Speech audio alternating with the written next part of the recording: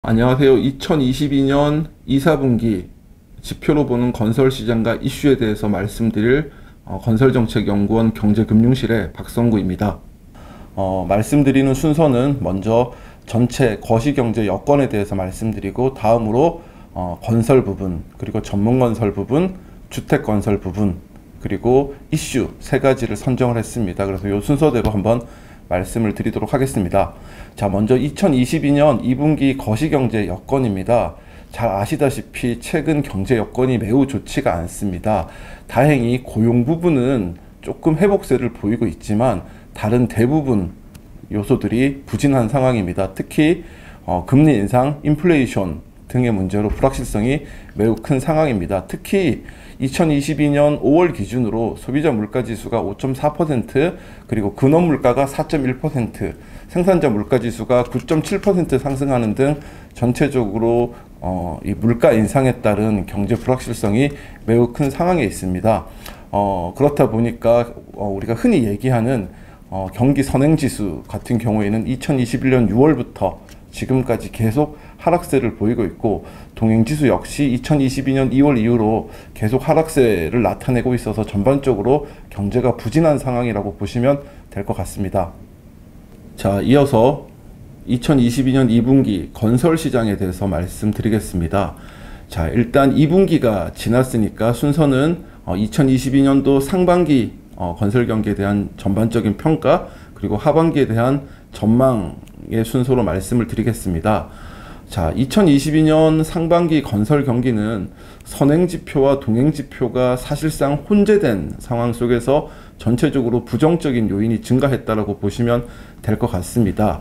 자, 일단 선행지표와 제가 동행지표의 혼재라고 말씀드린 이유는 전체적으로 건설 수주, 그리고 건축 허가 지표는 상당히 양호하게 나타나고 있습니다. 건설 수주 지표가 양호하게 나타나는 것은 기본적으로 건설 공사비가 증가했기 때문에 명목 금액이 증가한 것으로 판단하시면 될 것 같고, 일단 건축 허가는 증가했기 때문에 전반적으로 향후에 건설 경기를 좀 괜찮게 보여주는 지표라고 말씀드릴 수 있습니다. 근데 그러나 이 건축 허가가 늘어났음에도 불구하고 건축 착공이 매우 크게 줄어들었습니다. 이게 어떤 의미냐 하면, 자, 일단 예를 들면, 자, 아파트를 짓겠다고 관청으로부터 건축 허가는 받았지만 실질적으로 여러 불확실성이 크다 보니까 공사에 들어가지 못하고 있는 상황이라고 보시면 될 것 같습니다. 자, 그 결과 상반기 건설 경기가 매우 안 좋게 나타나고 있습니다. 자, 1분기까지 일단은 한국은행에서 발표를 했는데, 자, 1분기 건설 투자가 전년 동기 대비 5.5% 줄어들었고, 지금 4월달 건설 기성 역시 마이너스를 보이고 있기 때문에 전반적으로 2분기 역시 마이너스가 될 가능성이 매우 큰 상황입니다. 그래서 전체적으로 건설 경기, 특히 2022년 상반기 건설 경기는 크게 좋지 못하다라고 판단하시면 될 것 같습니다. 자, 그러면 하반기 건설 시장은 어떻게 될지에 대해서 간단하게 설명드리겠습니다. 자, 잘 아시다시피 건설 시장의 가장 큰 문제, 가장 큰 이슈가 결국은 전체 거시경제와도 맞물리는데요. 이 건설 자재 가격을 중심으로 한 건설 인플레이션이라는 거에 있습니다. 자, 그렇다 보니까 최근에 계속 공사비가 급등하고 있습니다. 자, 이런 영향으로 건설 경기 지금 회복세가 크게 지연되고 있는 상황이라고 보시면 될 것 같고, 자, 그렇기 때문에 하반기에도 건설 경기가 부진할 가능성이 상당히 클 것 같습니다. 실질적으로 한국은행, KDI, 국회기획예산처 등에서 5월 달에 수정 전망을 하면서 건설 투자 연간 성장률을 전체적으로 다 하향을 했습니다. 특히 한국은행 같은 경우에는 당초 건설 투자가 2.6%로 예상을 했는데 수정 전망하면서 마이너스 0.5%로 수정을 했고, KDI 역시 2.4%에서 마이너스 1.3%로 지금 조정한 상황입니다. 자, 전체적으로 건설 착공 지연 등의 문제로 올해 건설 투자가 좀 불가피하게 좀 하향될 가능성이 매우 클 것으로 예상하고, 저희 연구원에서도 당초 2022년 건설 경기 회복세를 점쳤지만 결과적으로 여러 가지 부정적 요인이 커지면서 올해 건설 경기 하향은 불가피할 것으로 보이고, 2023년 정도가 돼야 좀 회복세로 들어가지 않을까 예상을 하고 있습니다. 건설 경기에 이어서 전문건설업에 대해서 말씀드리도록 하겠습니다. 자, 2022년 상반기 전문건설업은 계약액 자체는 증가했습니다. 전체적으로 공사비가 상승을 했고, 자, 종합건설업체로부터 하도급 받은 물량이 확대됐기 때문에 계약액이 증가했습니다. 자, 그렇지만 단지 계약액이 증가했다고 해서 전문건설업이 매우 좋다라고 얘기하기가 매우 어렵게 됐습니다. 자, 왜냐하면 자재가격 상승으로 인해서 기존 계약 같은 경우에는 공사비 증액을 받지 못하는 상황에서 공사가 진행될수록 오히려 손실이 커질 수밖에 없는 구조로 흘러가기 때문입니다. 실제로 과거에도 건설 경기가 악화될 때 전체적으로 하도급 물량이 증가해서 오히려 전문건설업 계약액이 증가하는 형태가 다수 과거 사례가 있었는데, 자, 이러한 점으로 봤을 때 계약액은 증가했지만 실질적으로 전문건설업 업황은 매우 좋지 않다라고 판단하시는 게 맞을 것 같습니다. 자, 이러한 기조는 2022년 하반기에도 계속 이어질 것으로 판단을 하고 있습니다. 상반기와 유사하게 계약액은 증가하겠지만 전반적으로 수익성은 크게 악화될 수밖에 없는 상황으로 판단을 하고 있습니다. 자, 최근에 전문건설업 경기 체감도를 보여주는 BSI 지수 같은 경우에 최근 3년 가운데 가장 낮은 수준에 나타나고 있습니다. 자, 생산 요소, 건설 자재라든지 장비 가격, 자, 그리고 인건비 전체적으로 다 상승을 하고 있어서 전문건설업 이 시공의 실질적인 주체인 전문건설업의 업황은 매우 좋지 않게 나타나고 있습니다.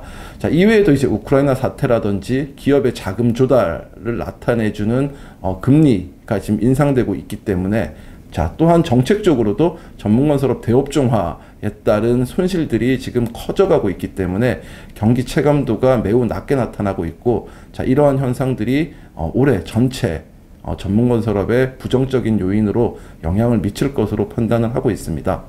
자, 건설시장에 이어서 주택시장에 대해서 말씀드리도록 하겠습니다.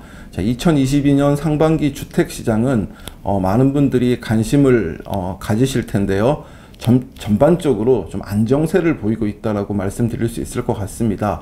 자, 윤석열 정부가 들어오면서 여러 가지 기대감이 있었습니다. 전반적인 세제를 완화해 준다든지 그리고 공급을 확대해 준다라는 그런 기대감이 전반적으로 어느 정도 가격을 조금 올릴 수 있는 요인으로도 작용할 수 있었지만 결과적으로는 전체적으로 가격이 하락하고 있고 시장이 안정세를 지금 보이고 있다고 판단하시면 될 것 같습니다. 자, 2022년 5월 기준으로 수도권 아파트 매매 가격, 전세 가격 모두 3개월 이상 지금 하락세를 지속하고 있어서 주거 안정 측면에서 조금 바람직한 방향으로 가고 있다라고 보시면 될 것 같습니다.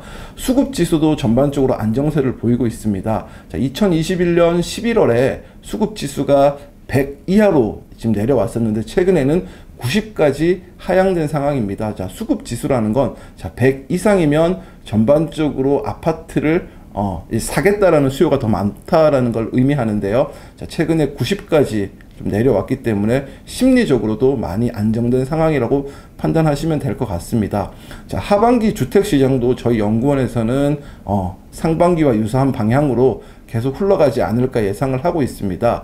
주택시장의 전체적인 규제 완화에도 불구하고 심리 그리고 가격, 자, 이런 것들이 전반적으로 안정된 추세가 이어질 것으로 보입니다. 다만 저희가 이제 안정된 측면이라고 이제 말씀드리는 이유는 급격한 주택 가격의 하락은 보일 것으로 예상을 하고 있지는 않습니다. 그래서 전반적으로 급격한 하락세 없이 안정적인 연착륙이 이루어지지 않을까 기대를 하고 있습니다.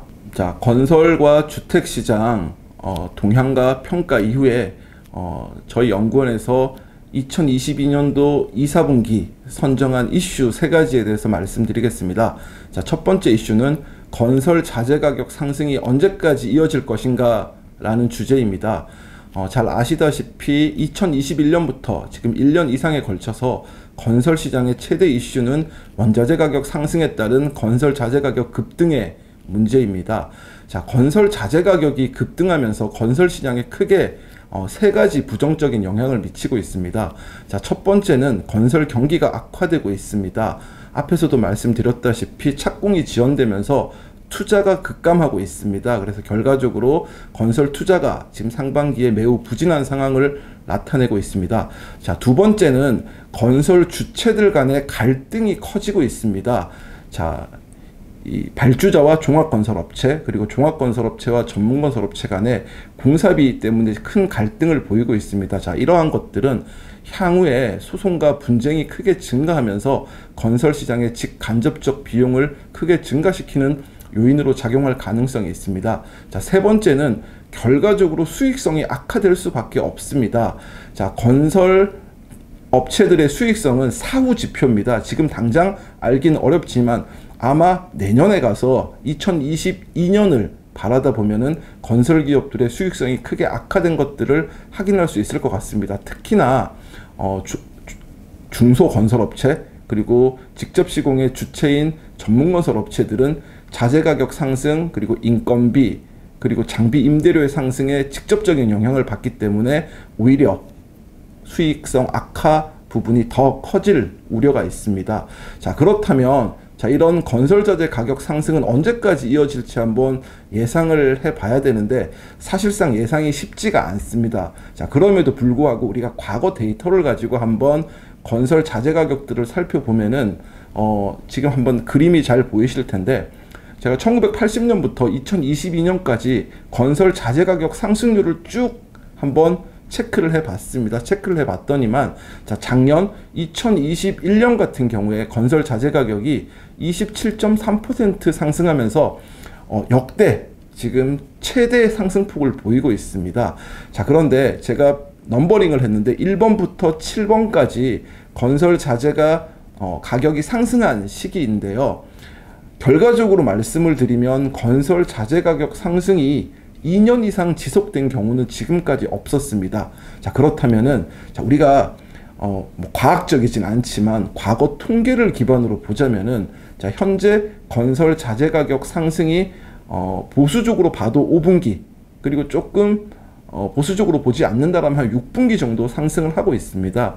결과적으로 과거에 2년 이상 상승한 적이 없다라는 걸 전제로 봤을 때는, 자, 앞으로 2022년까지는 건설 자재 가격이 상승하더라도 2023년 정도 되면 전반적으로 안정화되지 않을까 기대를 하고 있습니다. 자, 그런데 조금 변수는 있습니다. 어떤 변수가 있냐?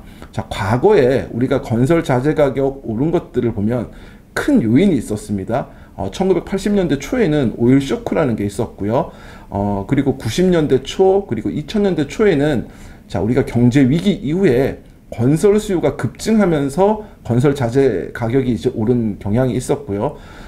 또 IMF 기간, 그리고 금융위기 기간에도 건설 자재 가격이 크게 올랐었는데, 자, 이때는 환율이 가장 큰 영향을 미쳤습니다. 자, 그런데 이번에 2021년 그리고 2022년에 맞이하는 이 건설 인플레이션 같은 경우에는 앞에서 나타났던 일들이 여러 가지가 복합적으로 다 나타나고 있습니다. 유동성이 크게 증가했었고요. 그리고 우리가 예상치 못했었던, 자, 우크라이나 사태로 인한 전쟁 문제, 그리고 중국의 제로 코로나 정책으로 인한 지역 봉쇄 문제, 자, 여러 가지가 굉장히 겹쳐서 지금 건설 인플레이션이 발생하고 있기 때문에 과거보다 어쩌면 조금 더 오랜 기간 이런 인플레이션이 지속되지 않을까 하는 우려는 있습니다. 자, 아무튼 그럼에도 불구하고 과거 자료를 봤을 때는 건설 인플레이션이, 자, 2년 이상 지속되는 경우는 많지 않았었기 때문에 조금 긍정적인 시각으로 바라본다라면 2023년에는 전체적으로 건설 자재 가격이 안정화되지 않을까 기대를 하고 있습니다. 자, 두 번째 이슈에 대해서 말씀드리겠습니다. 두 번째 이슈는 화물연대 총파업이 건설업계에 미친 영향과 향후 대응에 대해서 말씀을 드리도록 하겠습니다. 자, 뉴스를 통해서도 많이 확인을 하셨을 텐데요. 6월 7일부터 15일까지 화물연대 총파업이 있었습니다. 자, 총파업이 다행히 잘 마무리됐는데요. 국토교통부가 안전운임제라는 것들을 지속적으로 추진하기로 합의하면서 전반적으로 파업이 마무리가 됐습니다. 자, 결국 이 파업은 마무리가 됐지만 전반적으로 화물연대 파업에 따라서 많은 손실들이 발생을 했습니다.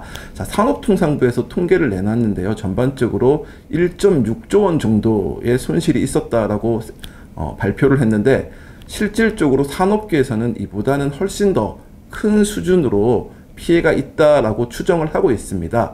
자, 예를 들어서 시멘트 업계에서는요, 매출 손실을 1,000억 원 이상으로 지금 예상을 하고 있고, 또 중소기업 중앙회에서는 레미콘 업종에서만 피해 규모가 4,000억 원 이상 발생했다라고 추정을 하고 있습니다. 실질적으로 수도권 건설 현장에 피해가 매우 큰 상황이었습니다. 화물연대 파업 이전부터 실질적으로 5월 말부터 사실상 수도권의 시멘트와 레미콘 등 전반적으로 물류가 운송이 중단이 됐었기 때문에 매우 우리가 예상하는 것보다 더 큰 손실이 발생했다라고 볼 수 있을 것 같습니다. 특히 건설 수요가 많은 PC 같은 경우에는 공장 역시 생산 시설은 물론 출하가 전체적으로 중단이 됐기 때문에 건설업계에서 느끼는 이 피해액은 훨씬 더 크다라고 말씀드릴 수 있을 것 같습니다.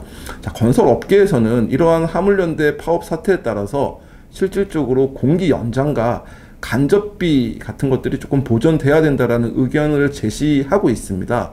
자, 그렇기 때문에 특히 공공발주공사 같은 경우에 이런 것들을 조금 반영할 필요성이 있다라고 생각을 하고 있습니다. 자, 전체적으로 건설 인플레이션으로 인해서 건설업 경기가 매우 부진한 상황입니다. 자, 이럴 때일수록 종합건설업체, 전문건설업체, 그리고 장비업체, 그리고 건설 노동자, 발주자, 자, 모두 서로 어느 정도 고통을 감수하는 좀 협력적인 관계를 지속적으로 좀 가져야 오히려 이런 어려운 건설 경기를 좀 헤쳐나가지 않을까 생각을 하고 있습니다. 자, 이제 마지막으로 세 번째 이슈에 대해서 말씀드리겠습니다. 자, 시장금리 상승에 따른 전문건설업의 대응 전략이라는 이슈에 대해서 한번 설명을 드리겠습니다. 자, 스태그플레이션에 대한 우려가 상당히 높은 가운데 결국 한국은행과 전 세계 모든 중앙은행들은 지금 물가를 안정시키기 위해서 전방위적으로 금리를 인상을 하고 있습니다. 한국은행 같은 경우에는 2021년 8월부터 자, 0.25%씩 총 5차례에 걸쳐서 기준금리를 인상을 했습니다. 그래서 현재 우리나라 같은 경우에는 기준금리가 1.75%인데요. 미국 같은 경우에 지난달에 자이언트 스텝이라고 하죠. 0.75%를 한꺼번에 인상을 했고, 아마 이번 달에도 0.75%를 지금 올릴 것으로 보이기 때문에 한국과 미국 간의 금리 역전이 좀 임박했다라는 뉴스를 많이 확인을 하셨을 겁니다. 자, 이제 6월달 지나고 7월달에 지금 또 한국은행에서 아마 우리나라 지금 기준금리를 0.5% 지금 또 인상할 가능성이 상당히 커진 상황입니다. 자, 결과적으로 이런 일들이 계속 이제 가게 되면은 우리가 연말 정도 되면은 미국 같은 경우에는 미국의 기준금리가 3% 이상, 우리나라 같은 경우에도 2.75%에서 3%까지 올라갈 가능성이 상당히 클 것으로 보고 있습니다. 자, 결국은 이러한 기준금리의 상승은 기업들의 자금 조달, 금리를 상승시킬 수밖에 없습니다. 가장 대표적인 우리가 기업들의 자금 조달 비용을 나타내는 금리라고 할 수 있는 회사채 금리나 CP금리 같은 경우에 지속적으로 현재도 상승을 하고 있고, 앞으로 기준금리 상승에 따라서 더욱더 올라갈 가능성이 상당히 큰 상황입니다. 자, 결국은 기업들이 이렇게 높아진 자금 조달 비용에 대해서 큰 부담을 가질 수밖에 없고, 자금 조달 자체가 굉장히 어려워질 수밖에 없을 것 같습니다. 자, 그렇기 때문에 전문 건설 업체뿐만 아니라 건설 업체들은 기본적으로 지금 전략을 조금 리스크를 대비하는 쪽으로 가야 될 것 같습니다. 제가 표현을 매출 극대화 전략보다는 손실 극소화 전략을 추구하는 게 좋다라고 말씀드렸는데, 말 그대로입니다. 자, 무분별하게 오히려 지금과 같은 경우에는 건설 수주 노력을 하는 것이 오히려 나중에 도구로 돌아올 수 있을 것 같습니다. 자, 최소한의 고정 비용을 조금 감당할 수 있는 상황에서 손실을 극소화하는 전략을 쓰는 게 오히려 더 지금으로서는 현명하지 않을까 판단을 했고, 자, 기본적으로 우리가 공사 자체도 좀 수익성이 있는 공사, 그리고 공공공사 위주로 특히 전문건설 업체들은 접근하는 것들이 오히려 더 좋지 않을까 생각을 했습니다. 자, 경기 침체에 대한 우려가 확산되고 있기 때문에 전체적으로 리스크 관리가 지금으로서 건설 업계의 가장 중요한 핵심 키워드가 될 것으로 판단을 하고 있습니다. 자, 아무쪼록 이러한 어려운 시기에 잘 이겨내서 또 한 단계 더 도약하는 기업으로 나아갔으면 좋겠다라는 생각을 했습니다. 자, 이상입니다.